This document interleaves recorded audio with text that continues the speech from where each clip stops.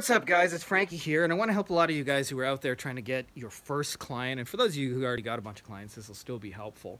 But especially for those of you guys who are out there and just trying to get your first client. And I know when you're just trying to get that monkey off your back, it can feel like a huge stretch. So let's get into it.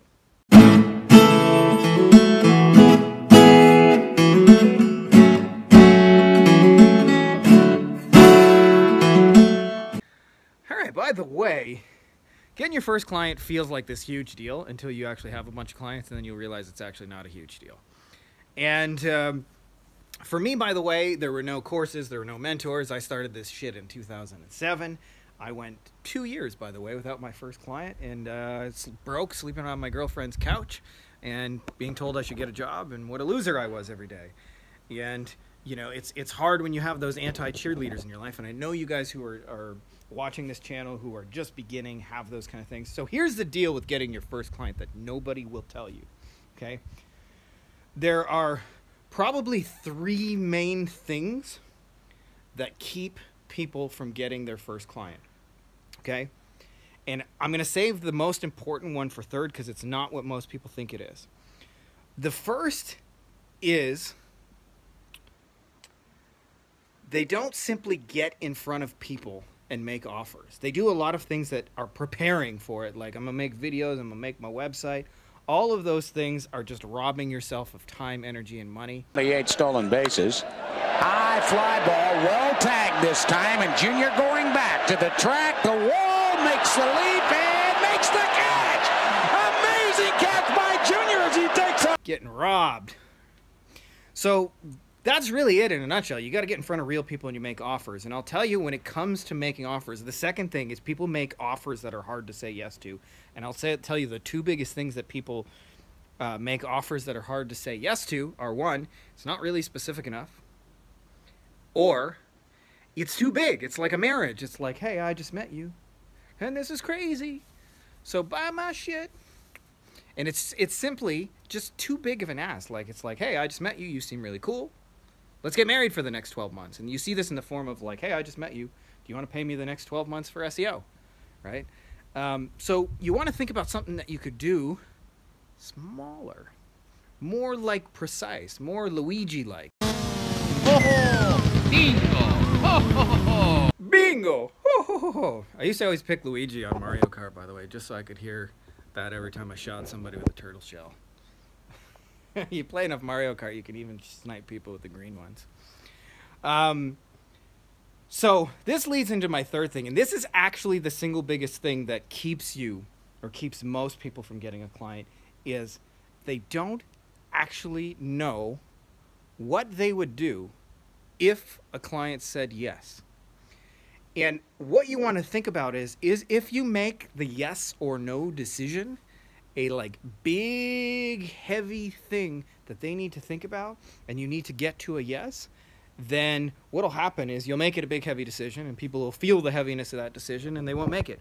But if you make it like it's just another step in the chain where you go, okay, right after you do, we're going to set up your ad account, or we're going to do this, and I'm going to send you my welcome package, and we're going to do that, and I'm going to send you the payment link, and here's how we're going to get started. And if you're clear about, you don't even have to be clear for like the next 10 months or something. You just need to be clear for the next couple of days.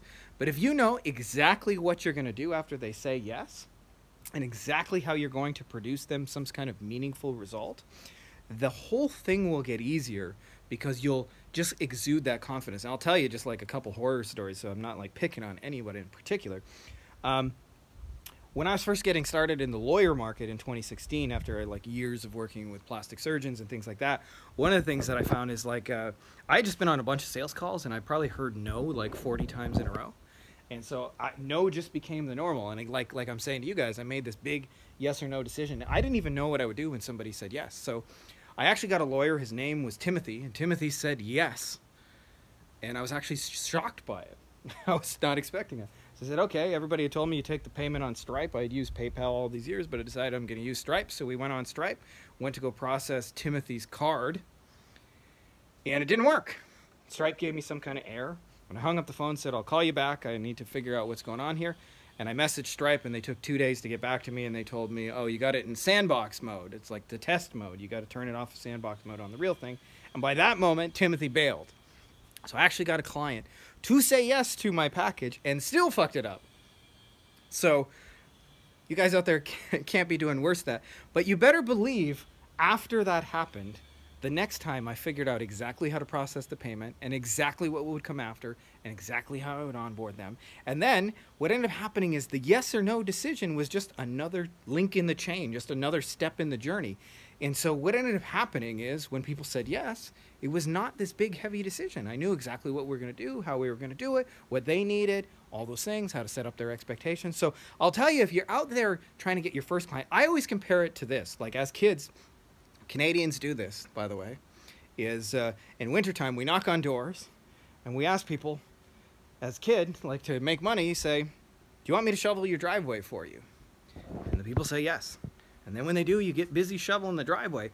Well, the biggest thing is if you're just going up and say, are you interested in my services? And you don't actually know that the very next thing you're going to have to do is get out the shovel and start shoveling, then you're going to have a really hard time getting people to say yes. So I'll sell those 3 things. You got to get in front of real people. You got to make offers. You got to make those offers easy to say yes to. And then you got to have a really clear plan about what you're going to do after the fact. If you do those 3 things, just take a minute and get those really clear in your head. You can be extremely efficient, by the way. You can contact 3 people and end up having at least one of them become your client. Like, you don't need to send billions of messages to do this. Just have a really clear offer about something that would help somebody specific. Put it out there, put it in front of them, be clear about what you're going to do. And you'll be amazed. Clients will come to you. It's not any more complicated than people make it. You got to get in front of real people. You got to make real offers. So I hope that's a helpful rant to those of you guys who are getting your first client. Don't overthink it. Don't do too much stuff. Like, get in front of people. Anyways, that's all I got for you guys in this video. May the force be with you. And make sure to subscribe if you're not already.